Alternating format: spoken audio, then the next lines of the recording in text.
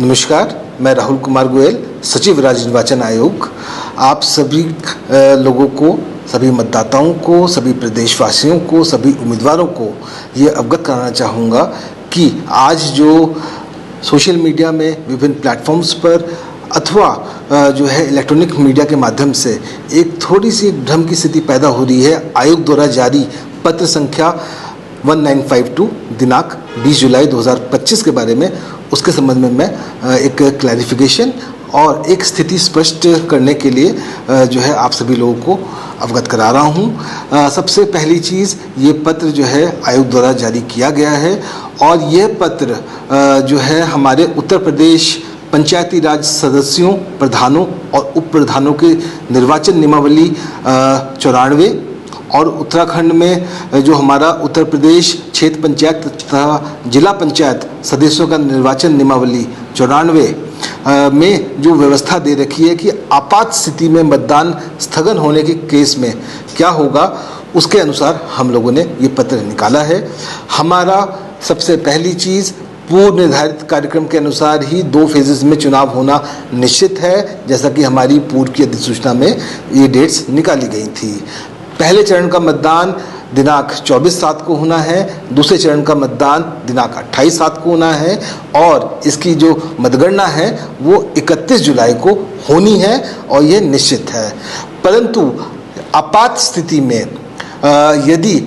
कोई natural disaster की condition आ जाती है, कोई लॉ एंड ऑर्डर की सिचुएशन आ जाती है या अन्य कोई ऐसा कारण हो जाता है कि किसी particular polling booth, polling centre में उस दिन मतदान नहीं हो पाता है अथवा स्थगित हो जाता है, तो उसके लिए जो हमारी नियमावलियों में दी गई व्यवस्था है उसके अनुसार ये जो डेट्स निकाली गई हैं कि अगर 24 जुलाई को किसी पर्टिकुलर पोलिंग बूथ में अगर चुनाव नहीं हो पाता है, स्थगित करना पड़ता है, तो उसकी जो पुनर्मतदान की डेट होगी वह 28 जुलाई होगी।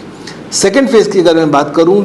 उसमें चुनाव जो है, पोलिंग जो है 28 तारीख को ही होनी है, निश्चित है। लेकिन यदि किसी बूथ विशेष या केंद्र विशेष में अगर किसी भी कारणवश उस दिन मतदान स्थगित होता है, कोई आपदा की स्थिति होती है, कोई आपात स्थिति ऐसी घटित हो जाती है, तो उसका पुनर्मतदान जो है 30 जुलाई को कराया जाएगा और इन एनी केस जो काउंटिंग है वो हमारी 31 जुलाई को ही होनी है। मैं ये चीज़ सभी लोगों को पुनः अवगत कराना चाहूँगा, आयोग द्वारा